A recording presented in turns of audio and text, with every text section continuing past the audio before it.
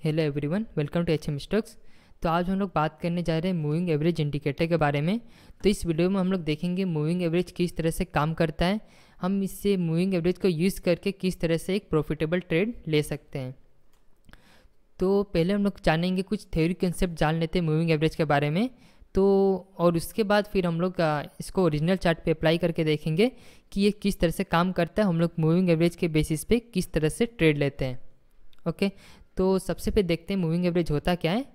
तो देखिए moving average क्या है, हम लोग सिंपली अपने स्कूल लाइफ में भी एवरेज के बारे में पढ़े हुए हैं। जैसे कि मान लीजिए हमें लास्ट 5 डेज़ का एवरेज प्राइस अगर पता करना है तो हम लोग क्या करेंगे, लास्ट 5 डेज़ के प्राइस को ऐड कर देंगे और उससे फिर 5 से डिवाइड कर देंगे, तो हम लोग का एक एवरेज आ जाएगा। तो उसी तरह से हमारा मूविंग एवरेज काम करता है और ये बहुत एक पॉपुलर इंडिकेटर है और इसे मैक्सिमम ट्रेडर लोग इसे यूज करते हैं। तो इसका कैलकुलेशन हम लोग बाद में देखेंगे, पहले यहाँ पे देख लेते हैं। 7 डेज़ का मूविंग एवरेज, 22 डेज़ का मूविंग एवरेज, 50 डेज़ का मूविंग एवरेज और 200 डेज़ का मूविंग एवरेज एक बहुत ही इंपॉर्टेंट मूविंग एवरेज माना जाता है। तो देखिए यहाँ पे मूविंग एवरेज भी दो तरह के हैं, सिंपल मूविंग एवरेज और एक्सपोनेंशियल मूविंग एवरेज। तो सिंपल मूविंग एवरेज क्या होता है, ये आपका एवरेज का सिंपल कैलकुलेशन है, जैसे कि हम लोग यहाँ देख सकते हैं। तो जैसे कि मान लीजिए मुझे यहाँ पे पता करना है कि ये 10 डे का मूविंग एवरेज क्या है। जस्ट सपोज कर लीजिए हमने यहाँ पे 10 डे का सिंपल मूविंग एवरेज लगा कर रखा हुआ है। तो अब हमें पता करना है कि 10 डे पे हमारा मूविंग एवरेज क्या होगा।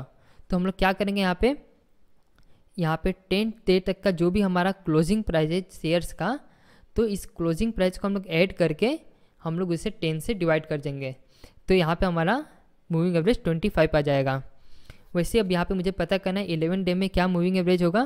तो मैं क्या करूँगा, सेकेंड डे से हम लोग सेकेंड डे से 11 डे तक का हम लोग प्राइस को ऐड करेंगे और फिर यहाँ पे हम लोग उसे 10 से डिवाइड कर देंगे। तो यहाँ पे हमें पता चल जाएगा मूविंग एवरेज क्या होगा, जो कि 25.8 है। वैसे ही हमें अगर 12 डे का मूविंग एवरेज निकालना है तो हम लोग क्या करेंगे, थर्ड डे से 12 डे तक का प्राइस कैलकुलेट करेंगे, उसे ऐड करेंगे और फिर उससे हम लोग 10 से डिवाइड कर देंगे। तो यहाँ पे हमें आपका 13 डे का भी मूविंग एवरेज पता चल जाएगा।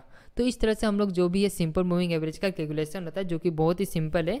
आपको इस पूरे कैलकुलेशन को करने का ज़रूरत नहीं है, ये हमें चार्ट पे ऑटोमेटिक कैलकुलेट किया हुआ मिल जाता है।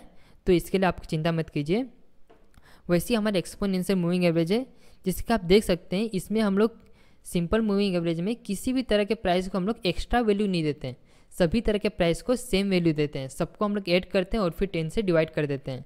बट एक्सपोनेंशियल में क्या होता है, इसमें हम लोग करेंट प्राइस को ज़्यादा वैल्यू देते हैं। Okay, exponential moving average current price को ज़्यादा वैल्यू करता है और ये प्राइस के साथ बहुत क्विकली मूवमेंट होता है। तो मैं बोलूँगा तो आपको उतना समझ में आएगा नहीं, तो इससे सबसे अच्छा मैं चार्ट पे जाता हूँ, आप लोग को दिखाता हूँ ये किस तरह से काम करता है। हाँ ओके, तो हम लोग यहाँ पे अपने चार्ट पे आ गए हैं।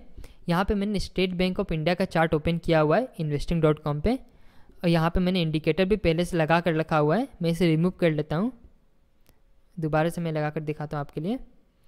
तो आपको क्या करना है, आपको सिंपली यहाँ इंडिकेटर पे जाना है और यहाँ पे आपको टाइप करना है मूविंग एवरेज। देखिए यहाँ पे मूविंग एवरेज आ गया, ये हमारा सिंपल मूविंग एवरेज हो गया और ये हमारा एक्सपोनेंशियल मूविंग एवरेज। तो अभी दोनों का कलर ब्लू दिखा रहा है, हम लोग पहले कलर चेंज कर लेते हैं तो हमें पहचानने में इजी होगा कि कौन सा सिंपल है कौन सा एक्सपोनेंशियल।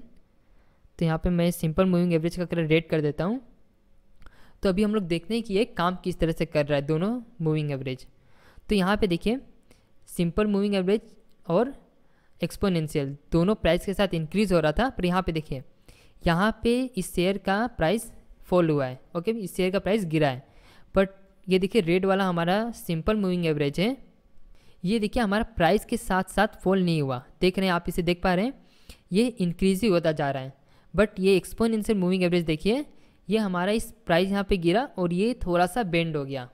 जैसे कि मैंने बताया था, ये जो एक्सपोनेंशियल है ये रिसेंट प्राइस को ज़्यादा वैल्यू देता है। ओके, तो इसलिए ये एक तरह से ज़्यादा प्रेफरेंशियल हो जाता है मूविंग एवरेज के कंपेरिजन में।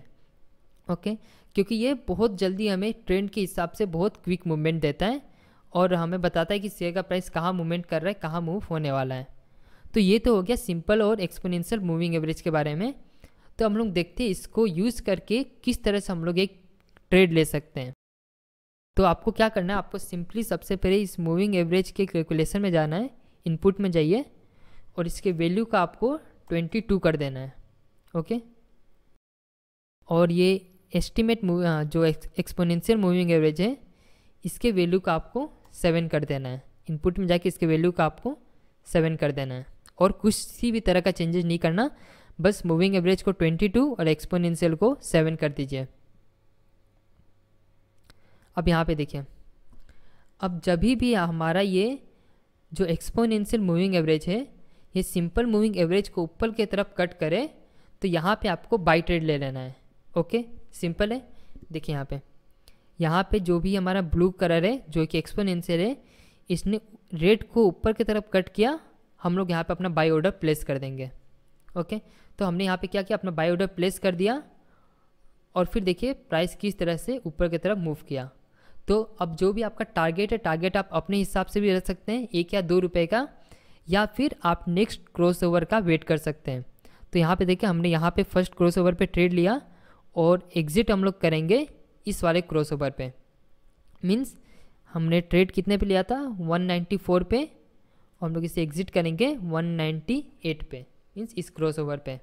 ओके, तो इस तरह से आप इस मूविंग एवरेज को यूज़ कर सकते हैं एक ट्रेड लेने के लिए। तो आप इस ट्रेड को इस हाई पे भी एग्जिट कर सकते हैं, वो आपके हिसाब से, या फिर आप नेक्स्ट इंडिकेशन का वेट कर सकते हैं, नेक्स्ट क्रॉसओवर का। तो यहाँ पे देखिए उसी तरह से अब यहाँ पे क्या किया, अब यहाँ पे इसने इसे नीचे की तरफ कट किया।